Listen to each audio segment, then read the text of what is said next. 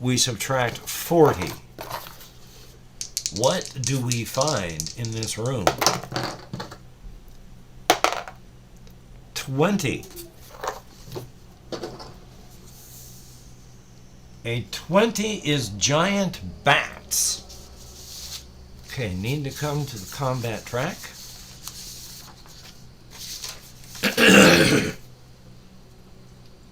Boy, I have no real place to put anything. Okay. Well, I need to have the combat sheet. I mean, my character sheet.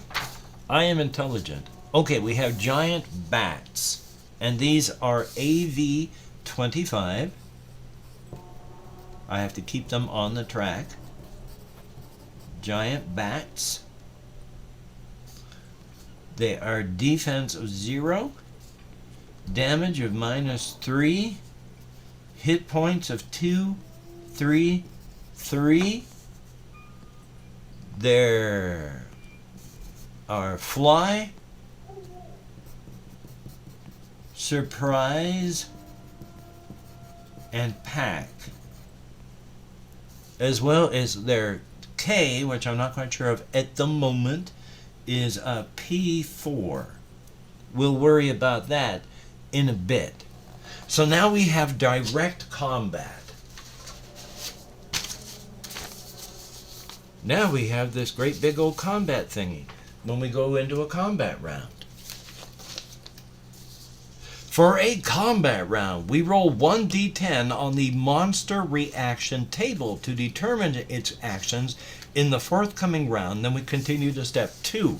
But first, this is monster abilities. These are fly, surprise, and pack. Fly, we are -10 strength when making an attack. So, because it's fly, where did I put the combat tracker?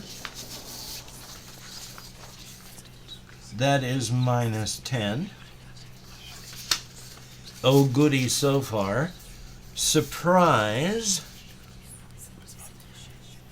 The monster may surprise when it first appears. Before the first round, make a surprise test. If it fails, make an immediate attack roll against the adventurer. So it's int -10. So I have to roll my intelligence -10. My intelligence is 30. So I have to roll a 20 or less to avoid being surprised. I rolled a 48. I am surprised. So the monsters are going to do an immediate attack and then they hurt me. And then there is pack. And on pack, at the start of each combat round, each monster still alive beyond the first adds +5 to its AV. So each of these monsters that attacks gets +5 to its AV. Oh goody. Now I start from left and I move right when I do damage, so that'll possibly wipe them out that way. Oy. Okay, monster reaction table. We are going to roll a d10. After I've written all that down, I may have to erase it if they fly away. 1. That is monster has less, gains AV. I have no idea what they're trying to say there, so let's go to combat up here. And combat.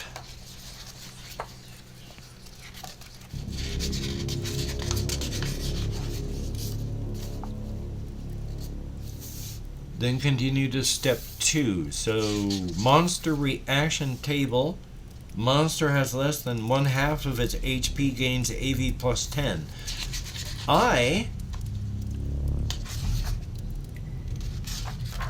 It certainly doesn't gain anything, so I guess it does absolutely nothing at all past that. Okay, it does no good thing at all, which means I get to attack, because we're going into the next part of the combat round, which is make sure that we're going to be doing this properly. The player determines their course of action, and this will depend on the monster's reaction. If it's escape, you can attempt to block the escape or let it go. I'm going to try to block the escape. So, block the escape.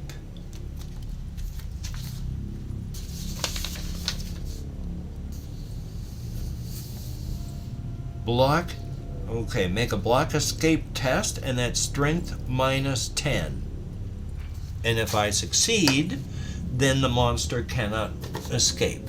My strength is 60, so if I roll a 50 or less, which is a 4, I succeeded, the monster does not escape. So now that we know that that is going to be true, we go down to here. To attack a monster, the player rolls the D100 equal to or below your adjusted strength or dex. So I have, because my strength is 60, I have a 60 to roll to try and hit the pack of bats. But they are minus 10 because they are flying. So I have to subtract 10 to see if I hit 50 or less. 21. I do in fact hit. If it scores a hit, go to step 4. Roll the damage die and the location die, which is these two here. Apply the damage modifier to the damage die for the location rolled and the adventurer's damage modifier, then deduct the defense value from the modified damage. The remaining amount is the number of HP dealt to the monster or monsters. So we roll a 3, which is a 3 damage, but at the same time, that's torso plus 1 modifier, 4 damage, so we do 4 damage to the bat. The bat has a defense of 0, and so we have 4 points that go through to the bat. That takes out the first bat and brings the next one down to 2. This is going to be sloppy, which is A-okay. Now, when the bat attacks, I guess that's, yeah, its damage modifier is minus 3, so it's not going to hurt us much. Now, if the monster has attempted to escape and has remained, start a new round from step 1. It did attempt to escape. We kept it here from leaving, so that was its turn. Now we start a new round, so we roll again to see what the bats are going to do this round. With an 8, monster has less than half its HP. It will attempt to escape. Altogether, this would have been 8 points. Right now it has 5. That's still greater than half. So no, the bats are not going to attempt to escape. So we are going to fight the bats. This time, I roll and they roll. It's all simultaneous. So even if the bats get killed, they still attack. Now they're only going to be plus 5 because there's only 2 of them. So I am attacking first, 60 or less, and then with an 88, I sure fail. So now the bats attempt to attack. They have an attack value of 25, and that is... roll a D100 equal to or less than their attack value. Okay, and if they hit, go to 6. 25 or less, they hit me. And with a 41, that is a failure.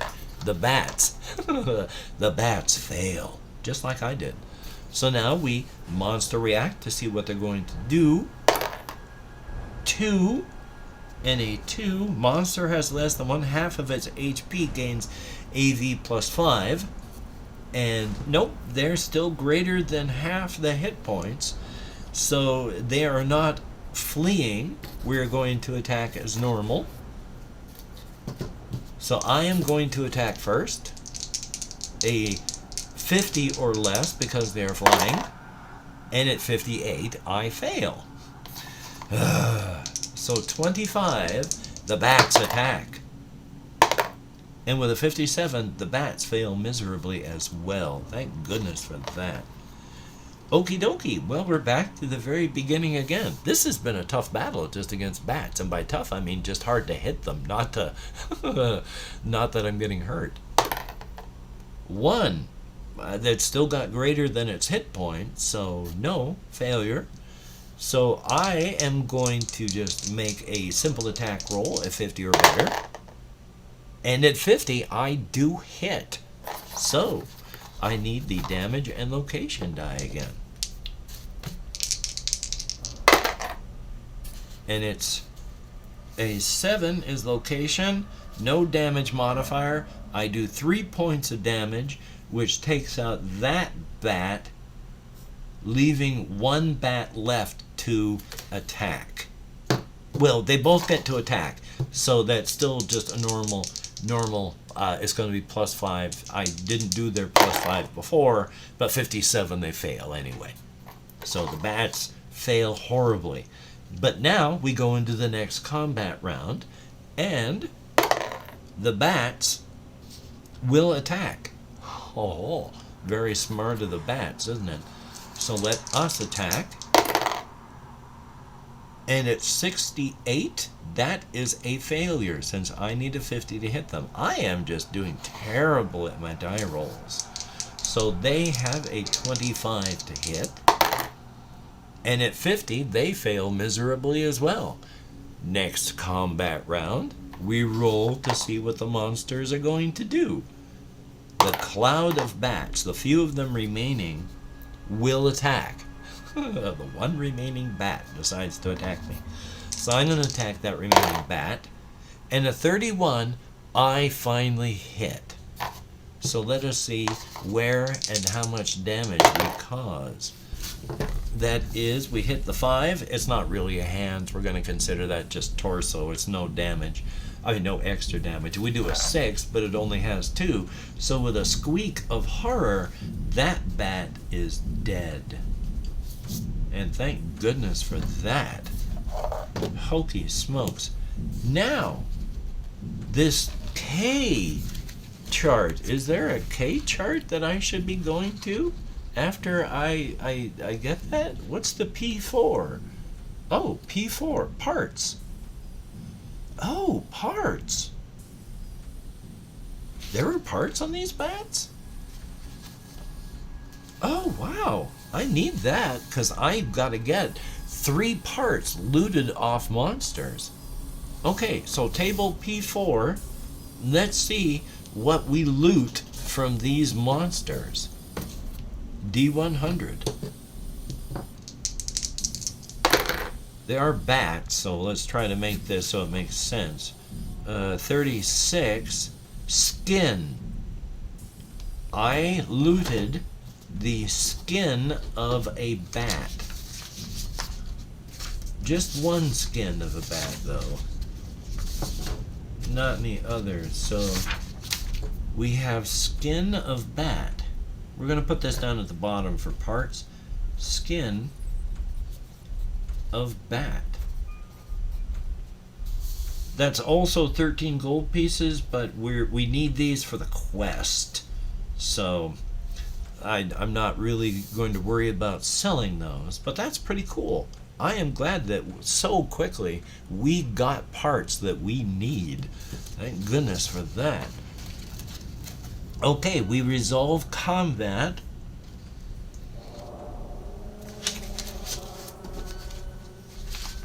I try to remember what point of, not where we were, or what point in the whole. Now that I've lost the map sheet again. Okay, this was just in here. We rolled the encounter because it's red. And the encounter was the bats. We killed the bats. We looted the bats. That was area. We can now search. Player on table F. Find. It is red, so that's +10. So table F, and we add +10 to the results. Okay, let's see what we find here.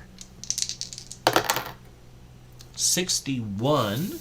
Searching through some junk, a torn page from a spell book is found. It is a little crumbled, but the spell is intact. Roll on table S and add the result to the spell book, and that does increase this by 1. So we need to cross off another oil.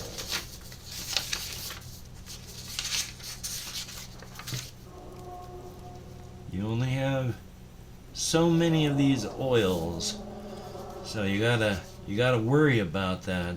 Luckily you can find oil while you're out adventuring and dungeoneering and such. That is a good thing. I just have so many sheets of paper and so little brain to take care of them. I have plenty of brain, don't I? Okay, that was just a spell book. So we roll on table S to find out what spell we find. QRS. And then find out what spell we have. 91. Manipulate. Reroll any die just rolled if cast in combat. It does not require a combat action. So manipulate, we can re-roll. And that's, that's not bad if you want to spend 2 hit points to do that. Manipulate. Re-roll die. And that's -2 HP. I don't like the whole eat my hit points way of doing that, but I'm not really a big spell casting type. So now that we have done that, we check. No, we don't check. We do the whole time track again. Boom. We go 1 on the time track. It does not require us to do anything. We're going to do this door. I'm going to do this door. So now we have to resolve the door on this room. Well, not room, door right here. So now, if it's blocked by a door that already has a door code, look it up. Otherwise, you must roll on the table and generate the door, and then record the door code close to the door on the dungeon sheet. So now we roll on table D for doors. Curses and doors. Find out what kind of door we have found. 77. Here we are. That is a J4. That sucks. Because the door is rusted or swollen shut and needs to be forced open. It is jammed. There is a strength test of -15. On a success, it is open. On a failure, I lose a hit point and it takes a turn. It does use the strong skill though, so if I roll less than a 10, I get a pip of experience on my strong skill. So yeah, now we have to go through and do the door. So it is jammed. We have to do the jam test. Yep. Okay. Let's see if we can unjam this door. J4. Strength is 60. -15. 45. 70. I hurt myself. I battled a door. And so far, the door has won. I'm down to 19 hit points. And the door is undamaged. And now we have to roll for an encounter on the Wandering Monsters table. And the room is a what room? It is a red room. And encounters are plus anything? I can't remember for the red rooms. I think it's like +5, but we're already -40, so that's -35 on table E for encounter.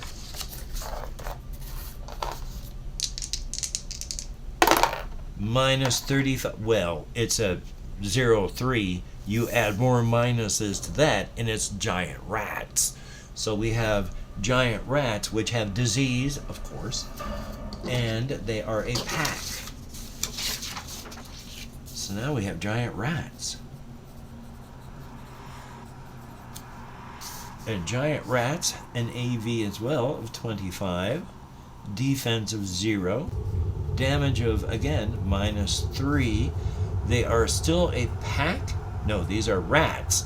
I have been right. I wrote, well, it's the same, except for the damage is -2 because they're rats. And then their hit points are 3, 2, 2. Table P2 for parts. That'll be good. And disease as well as pack.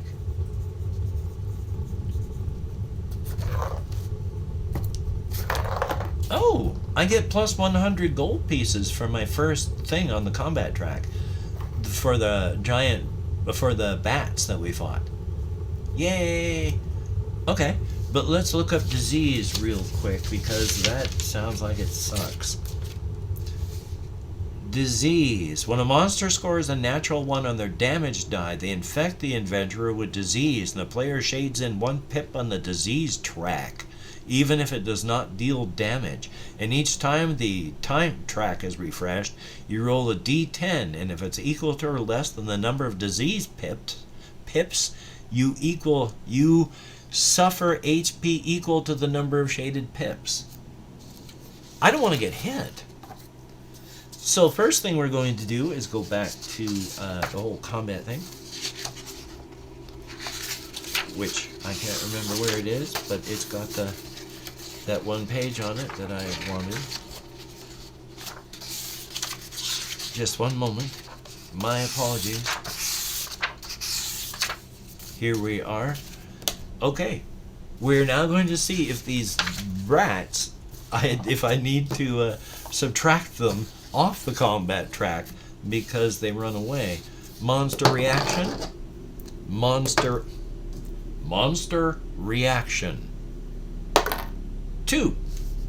Monster has less than, gains AV plus 5. They're fine, so they don't do anything special.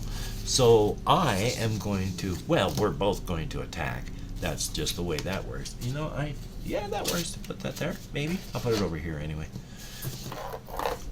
So it is a pack that does not hurt my ability to attack, so finally, 60 or less, I get to hit. Which means I roll a 76 and fail horribly, of course. So the rats, with their AV of 25, 75. Failure. So we go on to, again, the reaction part of the evening's entertainment. They're going to 9. If they were damaged last round, they will attempt to escape. They were not damaged. So now it's another combat round where I can roll 60 or less to hit, and with a 93 I fail horribly. So the rats, they 25 or less, and with a 1, which is a grand success, they succeed. And they hit me in the 7, which is my off weapon hand, no damage modifier. They do a 4.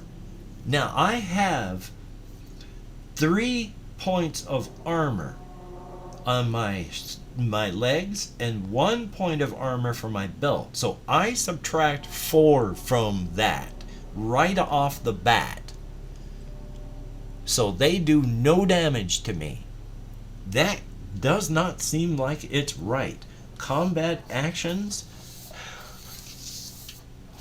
and yet, because when you do combat for real and for true,